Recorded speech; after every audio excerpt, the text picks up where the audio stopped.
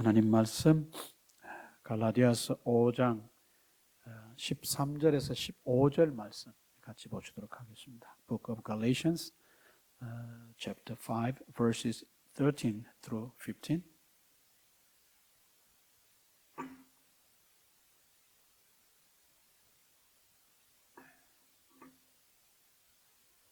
갈라디아서 5장 13절에서 15절 말씀 뜻을 생각하시면서 같이 읽으시겠습니다. 시작. 형제들아, 너희가 자유를 위하여 부르심을 입었으나 그러나 그 자유로 육체의 기회를 삼지 말고 오직 사랑으로 서로 종 노릇하라. 온 율법은 내 이웃 사랑하기를 내 자신같이 하라 하신 말씀에서 이루어졌나니 만일 서로 물고 먹으면 피차 멸망할까 조심하라. 아멘. 이 갈라디아서를 연구하는 신학자들이 이 갈라디아서의 마지막 부분이 어디부터 시작하느냐를 가지고 약간의 논란이 있다고 합니다. 그러나 대부분의 학자들은 이 갈라디아서 전체의 가장 중요한 클라이맥스가 되는 그리고 파이널 섹션이 되는 부분이 오늘 우리가 읽은 말씀 이 갈라디아서 5장 13절부터 시작이 된다 그렇게 얘기를 합니다. 우리 이 앞부분의 대부분의 내용들은 율법과 그리스도의 십자가의 관계를 계속해서 이제 설명을 하고 우리가 하나님의 자녀가 되고 아브라함의 영적 후손이 되는 것은 율법을 지켜서 되는 것이 아니라 예수 그리스도를 믿음으로 말미암아 예수 그리스도께서 십자가를 지심으로 그 십자가의 우리 공로를 우리가 믿음으로 말미암아 우리가 하나님의 자녀가 되고 영적인 아브라함의 후손이 된다고 이제 계속 이렇게 논증을 해왔습니다. 이제 오늘 우리가 읽은 이 말씀 5장 13절 이하의 말씀은 뭐라 그럴까요? 좀 더 이제 이론적인 그런 부분이기보다는 지금까지 이 믿음에 관한 믿음을 통해서 믿음으로 말미암아 우리가 구원을 얻는 그 과정을 통해 우리가 이제 하나님의 자녀가 되었는데 우리가 하나님의 자녀로 부르심을 받고 예수 그리스도의 제자가 되어서 이제 그러면 어떻게 살아가야 되느냐? 율법의 구속으로부터 자유함을 얻은 우리가 이제 어떻게 살아가야 되느냐? 살아가는 문제다. 그래서 어떤 신학자는 우리가 예수 믿는 사람으로서 실천해야 될 ethics, 윤리를 강조하는 것이다. 그렇게도 얘기하고 또 다른 학자들은 이것을 굳이 구태여 우리가 어떤 도덕적인, 윤리적인 사항으로 규정하기보다는 우리가 예수 믿는 사람들이 예수 그리스도를 믿음으로 말미암아 자유함을 얻은 그리스도인들이 살아가야 되는 삶의 한 방식이기도 하다. 그렇게 얘기를 합니다. 둘 다 맞는 말이지만 제 개인적으로는 후자가 조금 더 적절한 그런 표현이지 않나 그런 생각을 합니다. 우리가 이제 예수 믿었으면은 예수 믿은 이후로 우리가 하나님으로부터 받은 자유를 우리가 어떻게 사용해서 살아갈 것이냐 하는 것이 우리 한 삶의 방법이고 예수 믿는 사람들의 삶의 길이라 그렇게 생각을 합니다. 한번 좀 이제 말씀을 통해서 살펴보면서 한번 보겠습니다. 형제들아 13절 말씀에 형제들아 너희가 자유를 위하여 부르심을 입었으나 그러나 그 자유로 육체의 기회를 삼지 말고 그랬습니다. 육체의 기회를 삼지 말고 이미 이 부분에 대해서는 앞부분에서 이미 많이 이제 설명이 됐습니다.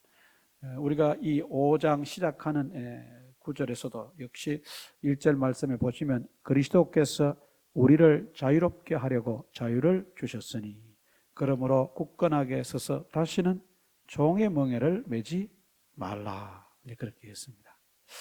이 율법과 관련해서 설명한 말씀이기도 하지만 우리가 이제 예수님을 믿고 나서 우리는 더 이상 이 세상의 그 무엇의 어떤 종이 되는 것이 아니라 이제는 자유함을 얻은 자유인이 됐다라고 하는 선언이라고 볼 수 있습니다. 여러분 잘 아시는 대로 구약의 613가지의 그 모든 조항들을 지켜서 우리가 자유함을 얻는다는 것은 사실상 불가능한 일입니다. 그것을 지켜서 구원을 얻는 것 역시 불가능한 일입니다. 그래서 하나님께서 새로운 길을 주셨는데 그것은 예수 그리스도를 믿음으로 말미암아 우리가 구원을 얻는 것이고 그 예수 그리스도를 믿음으로 말미암아 구원을 얻음과 동시에 우리는 율법에 대하여 어떻게 한다? 죽는 것입니다. We died to the law. 그래서 우리는 율법에 대해서 죽었기 때문에 이제는 더 이상 율법이 우리를 컨트롤하고 우리가 그 규정된 율법을 지켜서 구원 얻는 그 길은 우리가 쉽게 말하면 이제 면제가 된 것입니다. 더 이상 우리는 율법 준수를 통한 구원을 얻어야 될 그런 의무가 우리에게는 없다. 그것이 면제가 되었다. 근데 이것을 뭐 여러 가지 말로 표현합니다만은 우리 로마서라든지 이 갈라디아에서는 그것을 칭의 justification이라고 그렇게 얘기합니다. justification through faith in Jesus. 예수 그리스도를 믿는 믿음을 통한 칭의. 그러니까 우리는 사실 그 모든 것으로부터 자유로울 수 있는 그런 어떤 자격과 조건을 가지고 있지는 않습니다. 그러나 예수님께서 우리를 위해 대신 돌아가시고 우리가 그 예수님을 믿음으로 말미암아 우리가 그리스도와 연합함을 인해서 through union with Christ 예수 그리스도와의 연합을 통해서 예수님께서 십자가를 지심으로 말미암아 하나님께서 예수님께 부여하신 그 모든 것들을 우리가 이제는 뭐 하게 되냐면 쉽게 말하면 공유하게 된다. 그러니까 예수님께서 죄인이 아니시면서 죄인의 몸으로 십자가를 지셨기 때문에 예수님께서 그 예수님의 십자가상의 죽으심을 통해서 모든 것을 면제하셨고 그 면제는 곧 우리가 예수님을 믿음으로 말미암아 우리에게도 주어지는 그런 면제가 된다. 그래서 이것은 동시에 율법에 대한 의무를 면제받는 것과 동시에 우리가 예수 그리스도를 믿음으로 말미암아서 우리가 죄 사함을 얻고 예수 그리스도 안에서 우리가 의롭다고 칭함을 받게 되고 이제는 율법의 구속에서부터 벗어나 자유함을 얻게 된다. 그러니까 우리가 예수 믿고 구원받는다는 그 사건 하나가 성경에서는 여러 가지 말로 표현이 되어 있습니다. 우리는 그냥 단순하게 예수 믿고 구원받았습니다.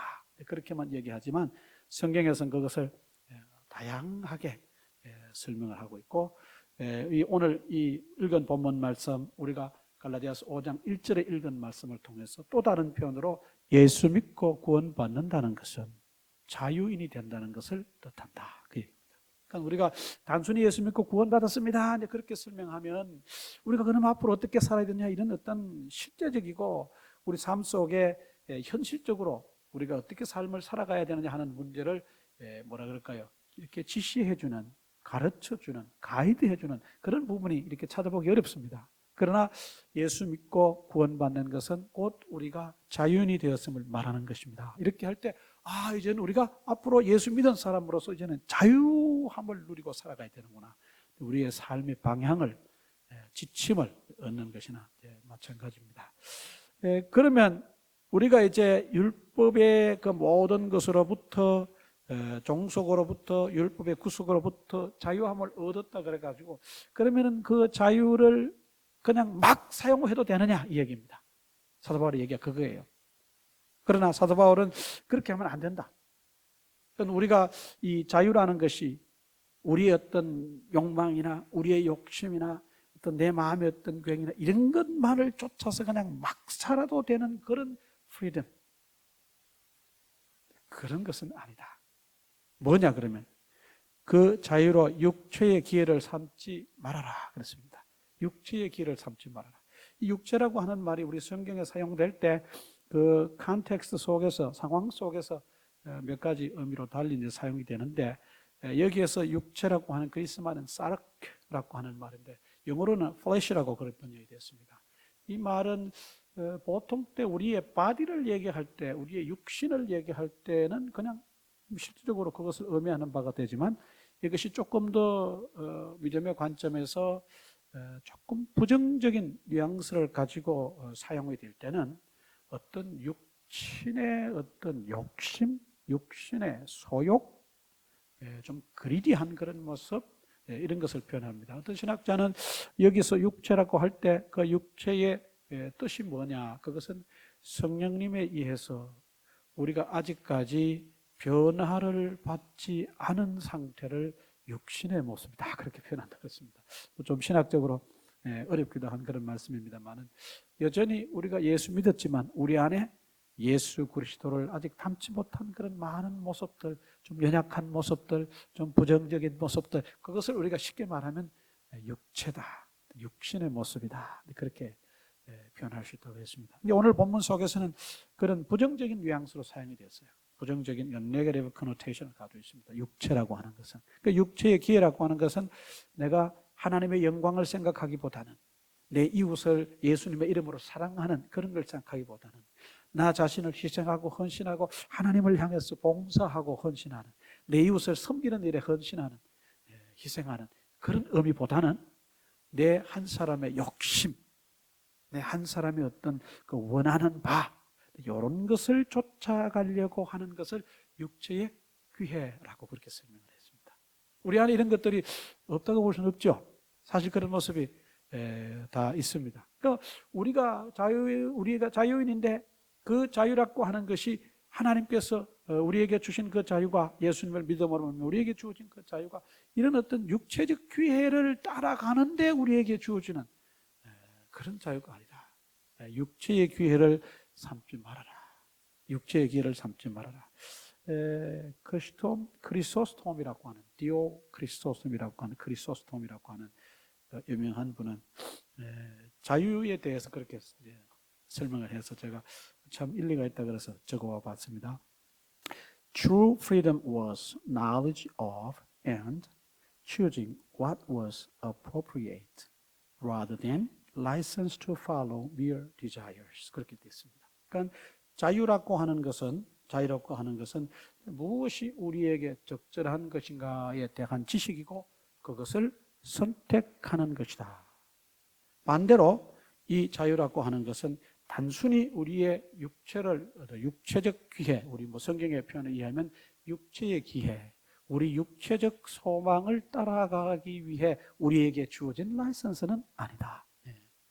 아주 참 재미있는 그런 표현입니다. 그러니까 우리가 자유 그러면 이제 그 무엇에서도 이제 구속받지 않는, 그래서 이제 내가 무엇이든지 할 수 있는 라이선스와 같은 것이다, 그렇게 생각할 수 있습니다. We can think the freedom given to us by God is kind of the license to do anything we want, whatever we want to do. 그렇게 생각하면 된다는 거예요, 안 된다는 거예요? 근데 그렇게 생각하면 안 된다. 오히려 내가 자유함을 얻었는데 이 자유가 이게 뭐냐를 우리가 깊이 생각하고, 여기서 자유라고 하는 것은 spiritual freedom을 말하는 것입니다만은, 이 영적인 자유가 내게 주어졌는데 이 영적인 자유가 과연 나에게 어떤 의미를 가지고 있는 것이고, 내가 이 영적인 자유를 앞으로 누리고 살아가야 되는데 그러면 나는 어떻게 살아가야 되느냐, 이런 문제를 우리가 신앙생활을 하면서도 사실은 고민을 잘 안 합니다. 그냥 나는 예수 믿고 구원받았다라고 하는 그 사실에 대부분 안주합니다. 그러니까 구원 그 이후에 내가 어떻게 살아가야 되나, 이런 문제를 우리가 한번 깊이 고민을 하고, 그런 부분을 우리가 유의할 때 우리가 예수 믿는 사람으로서 신앙생활하는 그런 자세가 거기서 나타난다, 그런 생각을 합니다. 우리 한국 교회가 1960년대, 70년대, 80년대 이렇게 거쳐오면서 굉장히 아주 급성장을 경험을 했습니다. 옛날에 기독교는 사회에서 큰 목소리를 낼 수 있는 그런 존재가 아니었습니다. 숫자가 적었기 때문에. 그 급성장을 하면서 어느 순간에 보니까 교회가 사회의 큰 부분을 차지하게 됐습니다. 그런데 문제는 뭐냐 하면, 숫자적인 면에서 굉장히 많은 부분을 사회 속에서 차지하는 기독교가 그 사회를 구성하고 있는 또 다른 사람들이 바라볼 때는 크게 영향력을 끼치지 못한다고 그렇게 봤습니다. 교회는 크고 그리스도인들, 기독교인들 숫자는 많은데 사회에 큰 영향력을 줄 수 있는 그런 공동체가 되지 못했다. 그 이유에 대해서 많은 사람들이 성찰을 하고 자숙을 하면서 하는 얘기가 바로 그런 겁니다. 우리가 예수 믿는 사람으로서 이 사회에 예수 믿는 사람답게 살지 못했기 때문에 이 사회가 우리를 그렇게 평가하는 것이다, 그렇게 봅니다. 역시 마찬가지입니다. 우리가 그러면 왜 그렇게 됐느냐? 우리가 너무 church growth, 교회의 성장에 너무 관심을 갖다 보니까 우리 한 사람 한 사람이 예수 믿는 사람으로서 우리에게 주어진 자유를 어떻게 사용하고 살아가야 되냐, 이런 문제를 깊이 고민 안 했어요. 사실은 깊이 고민을 안 했어요. 이것이 우리 교회만 적용되는 것이 아니라 우리 개인의 삶에도 역시 마찬가지입니다. 우리가 미국 땅에 와서 좌이든 타이든 미국에 와서 이민생활하면서 살아가다 보니까 우선 먹고 사는 문제가 너무 급했어요. 누나 할 것 없이. 예. 그러다 보니까 우리가 그 삶의 모든 초점이 다 먹고 사는 문제에 거기에만 집중되다 보니까 그 이외의 어떤 것, 자녀와의 관계라든지 자녀와의 대화라든지 이웃과의 관계라든지 내가 예수님을 믿고 살아가야 되는 문제에 대한 내 신앙생활에 대한 어떤 성찰이나 이런 것이 사실은 굉장히 저 역시도 부족했고 그런 부분이 사실은 굉장히 미약했습니다. 그래서 우리가 흔히 하는 말이 그런 말입니다. 이제 살만한데 그런 문제들을 맞이하게 되는 겁니다. 예를 들어서 너무 먹고 사는 문제에 집착하고 우리가 초점을 맞춰 살다 보니까 하나님이 내게 주신 아주 중요한 자산인 우리의 몸의 건강을 돌볼 그런 기회를 갖지 못했어요. 너무 열심히 살다 보니까 몸을 도끼 삼아 일하다 보니까 내 건강이 얼마나 소중한 것이고 하나님께서 이것이 나에게 청지기직으로 나에게 맡겨주신 거라고 하는 그런 신앙적 차원의 이해가 부족했어요. 그래서 그냥 우선 몸이 되는 대로 몸이 허락하는 대로 그냥 죽으라고 이래서 이제 좀 살만했어요. 그런데 몸에 뭐가 찾아왔어요?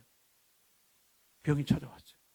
건강관리에 소홀하다 보니까. 사람들이 제가 미국 와서 몇 년 안 됐을 텐데 많은 분들이 그런 얘기를 이구동성을 하더라고요. 아무개가 누구가 돌아가셨다는데 그러면서 하시니 아이고 그분 미국 오셔서 초창기에 고생을 많이 하셨는데 이제 좀 살만하니까 그래 가셨다. 저도 처음에는 그 얘기가 이렇게 귓속에 맴돌긴 했지만 마음에 내려와서 크게 이렇게 마음을 울리는 얘기는 아니었어요. 그러나 시간이 지나면서 그런 분들을 주변에서 이렇게 한 번, 두 번 보면서 이렇게 생각을 해보니까 그렇구나.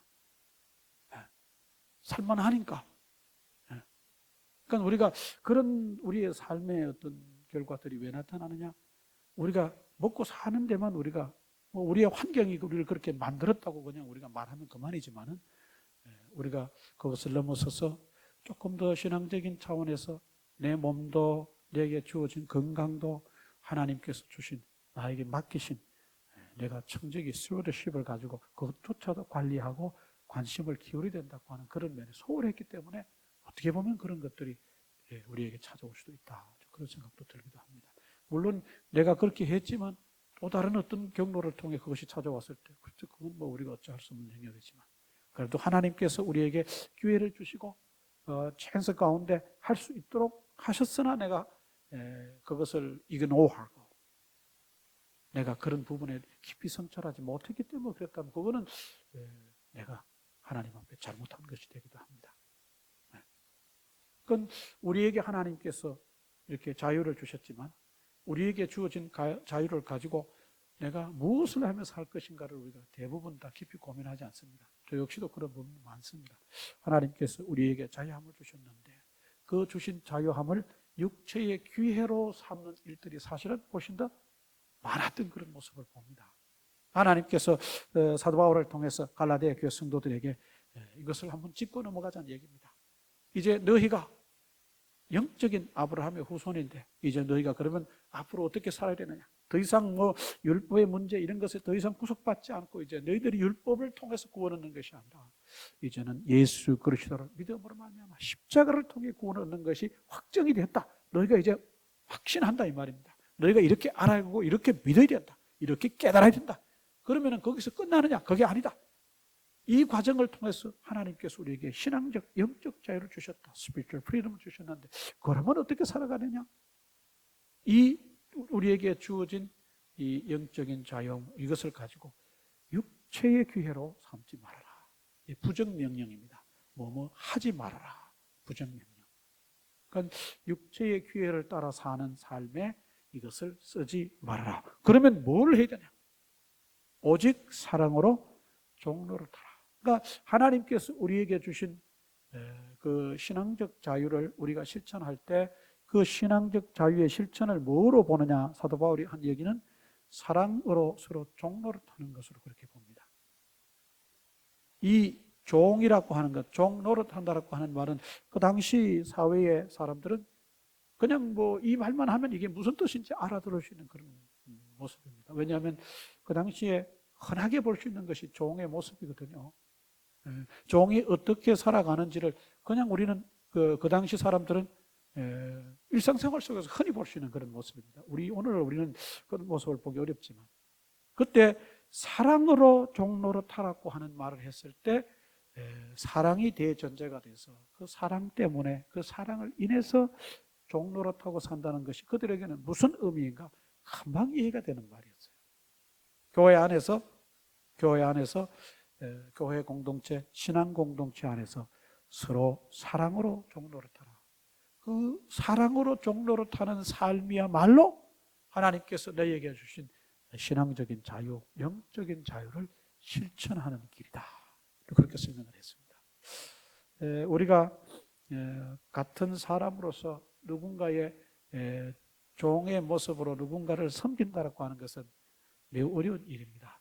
섬김을 대부분 받길 원하지 섬기길 원하는 사람들은 우리들 가운데 그렇게 흔하지 않습니다. 종은 남을 섬길 때, 주인을 섬길 때 자신의 모든 것을 희생하고 모든 것을 내려놓아야 종이 되고 주인을 섬길 수 있지 않습니까? 자신의 의지마저도 끊고 주인의 의지와 주인의 계획과 주인의 명령을 쫓아서 그 모든 것을 따라 사는 것이 종입니다. 사도 바울이 그 얘기를 하는 겁니다. 너희 주변의 숱한 노예들, 종들을 보지 않느냐 그 말입니다. 그들이 어떻게 사는지를 보라. 그들이 주인을 어떻게 섬기는지를 보라 그 얘기입니다. 그런 종의 삶의 모습을 너희가 가지되 그 종의 삶의 모습이 주인에 의한 강제적인 커밋먼트, 주인이 너희를 force함으로, 강압함으로 그렇게 되는 것이 아니라 사랑의 원리를 따라서 너희가 신앙 공동체 안에 그렇게 섬기도록 해라. 매우 어려운 얘기입니다. 쉬운 일이 아닙니다. 만약에 우리가 이 말씀을 오늘날 또 교회 안에서 실천하고 우리의 삶 가운데서 실천하고 산다면 우리가 굳이 교회 성장이라고 하는 것에 초점을 맞추지 않아도 교회는 저절로 숫자적인 성장이 일어나게 되지 않을까 그런 생각을 합니다. 그러니까 자연적 교회 성장이 하나님의 말씀을 우리 모든 성도들이 교회 안에서나 교회 밖에서 실천할 때 그 자동적으로 일어나는 것이 결과가 교회의 숫자적인 성장이 아닐까. 다른 말로 말하면 어떤 양적인 성장과 더불어 우리 성도들의 질적인 성장이 동시에 일어나지 않을까 그런 생각을 합니다. 우리가 무엇을 하고 뭐 초급반, 중급반, 고등반, 고급반 훈련을 받아서 뭐 수료증을 받아서가 아니라 그냥 이런 말씀을 그냥 실천하면 그런 일이 교회 안에서나 우리의 삶 가운데서 일어난다는 겁니다. 근데 나는 섬김을 받기를 원하지 섬기기를 힘들어하고 어려워하니까 못 섬기는 겁니다. 그러니까 이런 일들이 안 일어나는 거예요. 그러니까 안 일어나는 겁니다. 자녀들이 부모들을 어릴 때는 우리 부모가 얼마나 소중하고 귀한지 잘 모릅니다. 그러나 이제 나이가 들고 가정을 이루고 또 자녀들을 키워보면 이제 부모들에 대한 이해의 폭이 이제 조금씩 넓어지고 이제 깊어지고 그렇게 됩니다. 그리고 어느 순간에 우리 부모들이 참 너무 감사하다 이제 그런 생각을 하게 됩니다. 그러면서 자기를 여기까지 키워주기 위해서 정말 아낌없이 모든 것을 준 giving tree처럼 모든 것을 준 부모에 대한 사랑을 이제 조금씩 이제 깨달아가는 겁니다. 근데 그 정도 깨달아가려고 하면 벌써 나이가 많이 먹었습니다. 우리가 흔히 하는 말로 철들자 망령난다 그런 말이 있는 것처럼 그러니까 그 정도를 깨달게 되면 이제 본인도 나이가 이제 많이 먹어서 이제 그렇게 되는 겁니다. 그 왜 그런 것을 깨닫고 왜 부모를 그런 순간에 리스펙트하게 되느냐? 그것은 부모가 자신을 위해서 희생한 것 때문에 그런 거거든요. 종처럼 자식을 섬기다시피 한 자식을 어떨 때는 상전처럼 모시고 정말 어찌든지 잘 자라서 훌륭한 사람 되기를 소원해서 여러 가지 물심양면에 헌신을 하고 자신을 준 결과 때문에 그런 생각을 하게 되는 거거든요. 그렇지 않고 그냥 자식을 그냥 방치하다시피 그냥 학대하든지 방치하든지 함부로 했다면 그 자녀가 부모에 대한 감사함을 느낄 수가 없죠. 그거는. 그럴 수는 없습니다. 마치 종처럼 자식을 상전처럼 종의 모습으로 부모가 희생하고 섬겨서 자식들을 잘 자라게 했을 때 그 자녀들이 부모에 대한 리스펙트를 갖게 되고 좋은 릴레이션십이 형성되는 것과 원리가 똑같다고 생각합니다. 우리가 교회 안에서 사랑의 원리를 따라서 서로 종노릇하는 이 말씀을 실천하기만 하면 교회는 달라지고 이 세상도 달라질 뿐만 아니라 세상 사람들이 교회를 바라보고 예수 믿는 사람들을 바라보는 시각이 달라지고 우리가 믿는 예수님에 대해서 하나님에 대해서 새로운 시각으로 보게 되지 않겠느냐 그런 생각을 합니다. 우리 주변에 많은 무신론자들이 생기고 또 잘못된 이단 사설을 돋는 사람들이 생기는 이유 중에 하나도 우리가 이런 것들을 잘 실천하지 못하기 때문이 아닌가 한편은 또 그런 생각이 듭니다. 저 역시도 사랑으로 종노릇하는 것이 힘이 부족한 그런 입장에서 이 말씀을 가지고 우리가 큰 도전이고 우리가 죽을 때까지 조금씩이라도 실천해야 되는 그런 말씀이다 그런 생각을 해봅니다. 여러분 한번 생각을 해보시길 바랍니다. 오직 사랑으로 종노릇한다는 문제를 이번 주에 한번 고민해 보시기를 바랍니다. 그러면 우리가 왜 사랑으로 서로 종노릇해야 되느냐 그 이유를 14절 말씀에 설명을 합니다. 우리가 verse 14 한번 같이 읽어보실까요? 시작. 온 율법은 내 이웃 사랑하기를 내 자신같이 하라 하신 한 말씀에서 이루어졌나니 그랬습니다. 그러니까 굉장히 의미가 깊은 말씀이에요. 율법은 이렇게 하면서 말씀에서 이루어졌나니 그랬어요. 그러니까 율법은 이루어졌다는 것입니다. 그러니까 사도 바울이 지금까지 율법과의 관계에 대해서 계속 논쟁을 해왔는데 그의 논쟁이 이 우리에게 주어진 영적인 자유를 실천하는 그 설명 속에서도 사실은 스며들어 있습니다. 그러니까 율법은 이루어졌다는 것입니다. 그러니까 구약의 613가지의 율법이 이루어졌다. 더 이상 그 이루어진 율법에 의해서 우리가 구속받아서 그 율법의 종이 되고 노예가 되는 문제는 아니다라고 하는 것을 암시하기도 하는 그런 표현입니다. 뭐에서 이루어졌느냐? 내 이웃 사랑하기를 내 자신같이 하라 하신 말씀에서 이루어졌다. 이것은 뭔 얘기입니까? 사도 바울의 이야기 가운데 어떤 부분들은 예수님께서 사복음서에 하신 말씀들 그것을 직접적으로 우리가 인용해서 마태복음에서 빌려왔다 이렇게 볼 수는 없습니다만은 뭐라 그럴까요? 영어로 말하면 echoes, it echoes Jesus' teaching and His gospel. 예수님의 복음서에서의 가르침을 이렇게 반영하는 그것을 암시하는 그런 말씀이 사도 바울의 서신서 가운데 띄엄띄엄 나오는 것을 봅니다. 이 말씀도 역시 그런 말씀입니다. 내 이웃 사랑하기를 내 자신같이 하라. 내 자신같이 하라. 이게 어디에 나오는 말씀입니까? 사복음서에 나오는 말씀이에요. 요한복음을 빼고 마태, 마가, 누가에 다 나오는 말씀입니다. 우리 한번 나왔으니까 한번 좀 쳐다보겠습니다. 우리 마태복음으로 한번 가서 볼까요? 마태복음 22장 Book of Matthew, chapter 22,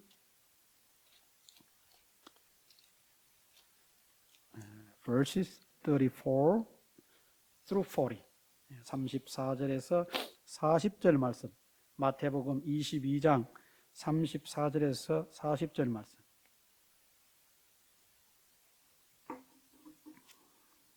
여러분 가지고 계신 성경에 보시면은 그렇게 타이틀이 달려 있어요. 가장 큰 계명이다. The greatest commandment. 그리고 갈로 안에 마가복음 12장 28절부터 34절, 누가복음 10장 25절에서 28절. 요 부분에 가도 이 말씀이 나온다 그런 뜻이죠. 자, 한번 34절 verse 34 through 40 한번 읽어 보실까요? 시작. 예수께서 사두개인들로 대답할 수 없게 하셨다 함을 바리새인들이 듣고 모였는데 그 중에 한 율법사가 예수를 시험하여 묻되 선생님 율법 중에서 어느 계명이 크니까? 예수께서 이르시되 내 마음을 다하고 목숨을 다하고 뜻을 다하여 주 너희의 하나님을 사랑하라 하셨으니 이것이 크고 첫째 되는 계명이요 둘째도 그와 같으니 내 이웃을 내 자신같이 사랑하라 하셨으니 이 두 계명이 온 율법과 선지자의 강령이니라 됐습니다. 거기 37절 말씀에 내 마음을 다하고 목숨을 다하고 해놓고 제가 가지고 있는 성경은 리언이라고 이렇게 붙었어요. 그 리언을 밑에 풋노트에 가서 보시면 신명기 6장 5절 말씀에 나오는 얘기다 그렇게 돼 있고 39절에 가서 보시면 내 이웃을 내 자신같이 사랑하라 그럴 때 내자 앞에 디귿이 되어 있는데 이 디귿은 레위기 19장 18절 말씀이다 그렇게 되어 있습니다. 그러니까 이 말씀은 예수님께서 구약 성경에 나온 신명기의 말씀과 레위기의 말씀 그 두 말씀을 염두에 두시고 이 말씀을 두 가지로 이제 압축을 한 것입니다. 쉽게 말하면 구약 성경에 나오는 출애굽기에 나오는 10계명을 이 두 가지로 예수님께서 압축하셨는데 이것을 예수님께서 이제 말씀을 하시는 겁니다. 그게 뭐냐? 하나님 사랑과 이웃 사랑입니다. 그냥 쉽게 간단하게 얘기하면 하나님을 사랑하고 그 다음에 내 이웃을 사랑하는 것이 구약에 나온 613가지 계명을 예수님이 압축을 해서 말씀을 하면 이렇다는 것입니다. 여기에 모든 것 다 들어간다는 얘기입니다. 여기에 모든 것이 다 들어간다. 하나님을 사랑하는 것 그것이 첫째 계명이고 이웃을 사랑하는 것 그것이 둘째 계명이다. 첫째와 둘째로 예수님께서 설명하셨습니다만은 이 말씀 가운데 구약의 모든 것이 다 들어갔다. 오늘 본문 말씀의 14절에 온 율법은 내 이웃 사랑하기를 내 자신같이 하라 하신 한 말씀에서 이루어졌나니 하라 하신 말씀에서 이루어졌다. 다 끝났다 그 얘기입니다. 그러니까 사도 바울이 예수님을 믿고 이제 의롭다 칭함을 받고 율법으로부터 자유함을 얻은 예수 믿는 모든 사람들이 우리에게 주어진 그 영적인 자유를 가지고 해야 될 일은 오직 사랑으로 종노릇하는 일인데 그것이 뜬금없이 사랑으로 종노릇해야 되는 것이 아니라 예수님께서 하신 말씀이 뭐냐? 구약에 나온 계명을 둘로 묶었는데 하나는 하나님 사랑이고 또 하나는 이웃 사랑인데 그 이웃 사랑을 신앙 공동체 안에서 실천하는 것이 바로 뭐냐? 오직 사랑으로 서로 종노릇하는 것이다. 예수님의 말씀에 근거해서 예수 믿는 사람이 실천해야 되는 예수님의 율법입니다. 예수님의 법입니다. The law of Jesus. Jesus law입니다. 예수님의 법이 뭐냐? 내 이웃을 내 몸같이 사랑하라 하신 그 말씀이다. 그러니까 우리가 신앙의 자유가 주어졌다 그래서 막 살고 나만 위해 사는 것이 아니라 사랑의 원리를 따라서 사랑 안에서 서로 섬기는 것이다. Serving one another in love. 그 사랑 안에서 서로를 섬기는 것이다. 마치 종의 모습처럼 그렇게 섬기는 것이다. 이것이 근거 없이 하는 일이 아니라 예수님께서 구약의 율법을 줄여 두 가지로 말씀하신 그 두 번째 말씀에 내 이웃을 사랑하라 하신 말씀에 쉽게 말하면 근거해서 그렇게 되는 것이다. 근거해서 그렇게 되는 것이다. 이제 문제는 뭐냐 하면 이제 학자들이 그러면 이웃이 누구냐? 이제 이 문제에 대해서도 예수님께서는 이미 말씀을 하셨어요. 이웃에 대한 문제. 지난번에 한번 사도 바울이 내가 알레고리로 얘기한다 그럴 때 그 알레고리에 대한 실제적인 예를 들어 제가 설명을 할 때 누가복음에 나온 선한 사마리아인의 비유를 제가 여러분들에게 말씀을 잠깐 드렸습니다. 그 어떤 사람이 찾아와서 예수님에게 내 이웃이 누구냐고 물었을 때 예수님께서 그 이웃을 설명하기 위해서 누가 내 이웃이냐를 답변하기 위해서 예수님께서 비유를 드신 그 비유가 선한 사마리아인의 비유거든요. 선한 사마리아인의 비유. 거기서 예수님께서 이와 같이 남의 어려움을 돕고 강도 맞는 사람, 그 사람을 도왔던 그 사마리아인이 이 사람의 이웃이 되지 않겠느냐. 너희도 가서 이와 같이 하라. 그렇게 예수님께서 말씀하셨습니다. 우리가 방금 살펴본 마태복음 22장 34절 이하에 나오는 말씀과 또 맥락이 똑같습니다. 우리가 이웃을 규정할 때 여러분 나름대로의 이웃에 대한 정의가 있을 것입니다. 제가 어느 책을 보다 보니까 우리의 이웃이 누구입니까? Who is our neighbor? 누가 우리의 이웃입니까? 그 책에서 그분은 그렇게 얘기를 했습니다. 아주 간단하게. 나 이외의 모든 사람은 나의 이웃입니다. 그렇게 설명했습니다. 쉽죠? 그러니까 나 이외의 모든 사람, 내 주변에 있는 사람들은 다 나의 이웃이에요. 내가 특별한 어떤 스페셜 릴레이션십이 있다 그래서 내가 그 사람을 favor 한다 그래서 그 사람이 내 이웃이 아니고, 이 학자는 나를 제외한 모든 사람이 내 이웃이다. 그러면은 아내와 남편이 한 집에 살면 아내가 남편을 바라볼 때 남편은 나의 뭐가 되는 거예요? 내 남편이면서 동시에 나의 이웃이 되는 거예요. 참 아주 뭐랄까요? 아주 통찰력이 아주 있는 그런 표현입니다. 반대로 역시 마찬가지입니다. 남편이 아내를 바라볼 때 나의 아내이기도 하지만 동시에 나의 무엇이기도 해요? 이웃이기도 한 거예요. 우리가 아내와 남편의 관계 속에서 아내를 사랑하고 남편을 사랑하라고 하면 어떨 때는 좀 식상할 수도 있어요. 아유, 저 왼수 같은 인간을 또 사랑해야 되나, 그런 마음이 들 수도 있겠지만, 성경 안에 들어와서 저 왼수 같은 남편이 나의 누구다? 나의 이웃이다. 내가 뭐 해야 될? 내가 사랑해야 될 이웃이라고 생각하면 좀 마음속에 긍휼한 마음이 들까요, 안 들까요? 그냥 왼수 같은 남편이라고, 왼수 같은 아내라고만 보기보다는 조금 더 뭔가 이렇게 신앙적인 어떤 면에서 바라보게 되고 조금 긍휼한 마음을 가질 수 있게 되지 않을까, 제 나름대로 생각을 해봅니다. 부부싸움 하시다가 그런 마음이 들 때, 그래도 저 인간이 내 이웃이다. 예수님께서 큰 두 가지 계명을 주셨는데, 하나님을 사랑하고 내 이웃을 내 자신과 같이 사랑하라 그랬으니까, 그다 그냥 남편, 아내 붙이지 말고 뭐야? 누구를 사랑하다? 내 이웃을 사랑한다고 하는 심정으로 뭐 하라? 남편을 사랑하고 아내를 사랑하면 문제가 해결될까요, 안 될까요? 저절로 해결될 것입니다. 그러다 보면 아내도 나오고 그 안에 남편도 나오게 되지 않겠나, 전 그런 생각을 한번 해봅니다. 그러니까 나 이외에 내 주변에 있는 모든 사람은 내 배우자든지 내 자식이든지 나와 어떤 이해타산의 관계에 놓여 있든지 없든지 간에, 나와 거리가 가깝든지 멀든지 간에 그 모든 사람은 다 나의 무엇이다? 이웃이다. 나의 이웃이다. 물론 그 이웃들은 때로 나에게 좋은 이웃이 있을 수도 있지만 때로는 가시 같은 이웃도 있을 수 있을까요, 없을까요? 네, 있어요. 가시 같은 이웃도 없잖아 있을 수 있죠. 여러분 잘 아시는 대로 구약 성경에 보시면 오바댜스가 나오는데, 그 오바댜스의 핵심적인 내용은 에돔에 대한 얘기입니다. 더 나아가서 그 에돔을 심판하시겠다고 하나님의 말씀입니다. 그 에돔은 이스라엘의 관계에서 볼 때, 이스라엘과의 관계에서 볼 때 이스라엘과는 어떤 관계입니까? 거슬러 올라가면 형제예요. 그렇지만 내려오면서 이스라엘과 에돔이라고 하는 나라로 바뀌었습니다. 근데 형제의 관계인데도 불구하고 세월이 많이 흘러서 내려왔는데, 이스라엘 백성이 출애굽을 해서 가데스 바네에서 오랫동안 머물다가 이제 가나안 땅에 들어가야 되겠다고 마음을 먹고 이제 출발해서 이렇게 가는데, 그 여정 속에 어디를 지나야 되냐면 에돔 땅을 지나야 됩니다.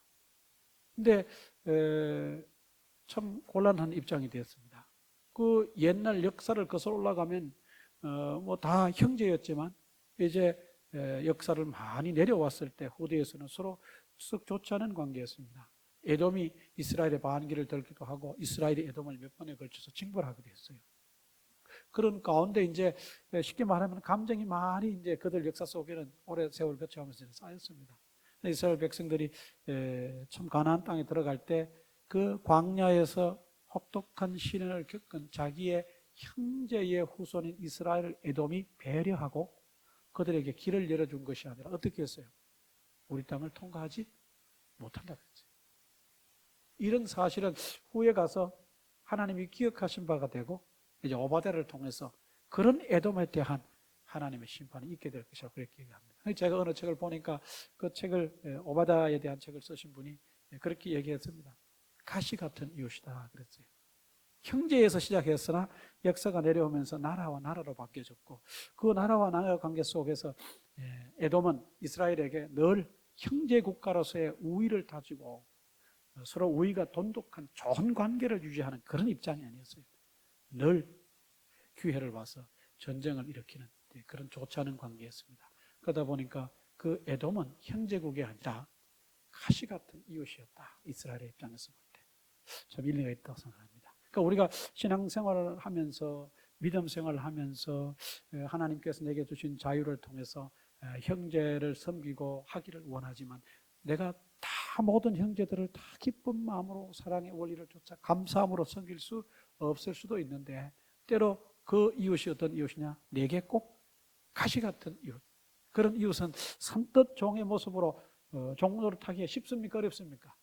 섬기기가 매우 끌적지근하고 어렵습니다. 하나님께서 그래 또 섬기라 그랬으니까 섬기긴 섬기는데 기쁜 마음으로 해요? 불편한 마음으로 해요? 굉장히 불편한 마음으로 합니다. 교회 안에서도 이런 일은 있을 수 있을까요? 없을까요? 교회 안에서도 얼마든지 있을 수 있어요. 우리 같이 뭐 그냥 몇 명 안 되니까 우리는 이런 모습들을 찾아보기가 매우 어렵습니다만은 성도들 숫자가 많아지고 교회의 규모가 커지면 그 안에 왼수 아닌 왼수로 신앙생활을 신앙 공동체에 속해서 함께하는 사람들도 있을까요? 없을까요? 네, 있어요. 그런 얘기 하지 않습니까? 서울의 어떤 큰 교회에 어떤 사람이 전도를 받아서 교회에 가서 어느 날 이렇게 예배를 드리는데 어떻게 다 돌아보다 보니까 사회에서 왼수같이 지내던 사람이 뒤에 턱 앉아 있더랍니다. 은혜가 됐을까요? 안 됐을까요? 그냥 뭐 마음이 그냥 얼어붙었을 겁니다. 문이 닫혔을 겁니다. 그럴 수도 얼마든지 있어요. 왼수도 아까 제가 말씀드린 그 이웃을 규정하는 그 이치에 의하면 왼수도 결국은 나의 무엇이에요? 나의 이웃이에요. 가시 같은 이웃도 하나님의 입장에서 볼 때 나의 이웃입니다. 그를 정말 하나님께서 말씀하신 것처럼 이웃을 참 종처럼 섬긴다면 그 모든 관계들이 또 거기서 해결되지 않을까 그런 생각도 합니다. 15절 말씀에 만일 서로 물고 먹으면 피차 멸망할까 조심하라. 그러니까 이 갈라디아 교회 어떤 그 상황을 염두에 두고 이 말씀을 우리가 읽으면 훨씬 더 이해가 깊게 됩니다. 갈라디아 교회 성도들이 아마 암암리에 사도 바울이 갈라디아서에서 실제적으로 표현을 하진 않았으나 갈라디아 교회 안에 암암리에 조금 사람들이 이렇게 마음이 갈라져 있지 않았을까 하는 생각도 해봅니다. 왜냐하면 사도 바울과 그의 인행에 전한 십자가 복음을 믿고 끝까지 거짓 교사들에 의해서 잘못된 복음이 교회 안에서 가르쳐졌으나 거기에 동조하지 않고 예수 그리스도의 십자가 복음, 예수님을 믿는 믿음으로 끝까지 우리는 아브라함의 영적인 후손이다라고 하는 그런 믿음을 지킨 사람들이 있는가 하면 사도 바울의 어떤 그 암시에 의해서 볼 때 이미 그 교회 안에 몸을 담고 있으면서도 그 복음을 떠나서 잘못된 그 가르침을 쫓아간 사람들도 이미 교회 안에 생겼다는 겁니다. 그렇다면 그들과의 관계 속에 늘 교회가 화목하고 늘 교회가 정말 사랑으로 섬기는 그런 관계만 볼 수 있는 것은 아니었지 않겠느냐. 이 사도 바울은 이제 그게 염려가 되는 거예요. 너희가 믿음으로 예수 그리스도를 믿음으로 하나님의 자녀가 됐고 너희는 이제 더 이상 율법에 구속되는 그런 사람들이 아니라 율법으로부터 자유함을 얻은 자유인이다. 이런 믿음을 가지고 있는 사람들이 서로 안에서 어떤 그 분열을 경험하게 되지 않을까 하는 것이 이제 사도 바울의 염려 아닌 염려였을 것입니다. 이걸 어떻게 치료하느냐? 그걸 치료하는 방법은 뭐 논리적으로 이치를 따져서 네가 옳고 시시비비를 가려서 될 문제가 아니라 이것은 뭐를 통해서 녹여야 될 문제? 사랑의 섬김을 통해서 녹여야 될 문제라고 그렇게 본 거예요. 사랑의 섬김을 통해 해결해야 될 문제다. 이건 다른 방법이 없다. 그래서 사도 바울이 예수님의 말씀을 암시해서 너희가 사랑으로 종로로 되라. 서로 손가락질하고 서로가 잘하고 서로가 잘났다고 못났다고 교회 안에서 그렇게 하다 보면 옳은 사람도 멸망하고 잘못된 사람도 같이 망한다는 거예요. 같이 망한다. 그렇게 되지 않도록 너희가 뭐 해라? 조심해라. 그것을 서로 물고 먹으면이라고 하는 말로 표현해서 참 무서운 말이에요. 우리가 그런 모습들을 가끔 봅니다. 교회 안에서도 어떤 어두운 그 역사들이 있는데 그 역사들 속에서 보면 늘 이런 일이 일어났었어요. 서로 뭐 하는, 물고 먹는 일들이 일어났어요. 그 서로 물고 먹으면 어떤 편이 정의가 승리하겠다라고 하는 그런 생각을 가지고 있을지는 모르나 많은 경우에 정의가 승리하기보다는 그 공동체 자체가 그냥 여기에 있는 말씀처럼 피차 멸망하는 모습이 사실은 더 많아요. 더 많아요. 우리 이 지역 사회에 커뮤니티 안에 있는 그런 교회들도 참 안타까운 얘기지만 그런 모습이 없잖아? 있기도 했습니다. 우리 교회가 그렇게 되지 말라는 법도 없어요. 아무도 장담할 수가 없습니다. 사도 바울이 워닝하는 겁니다. 워닝? 이게 너희들 향한 워닝이다. 뭐냐? 서로 물고 먹으면 피차에 멸망한다. 이런 일이 있어서는 안 된다. 교회 안에서. 너희가 서로 시시비비를 가려야 될 그런 문제가 생길 때 그걸 가리려고 하지 말고 뭐 해라? 서로 사랑으로 뭐 해라? 종노릇해라.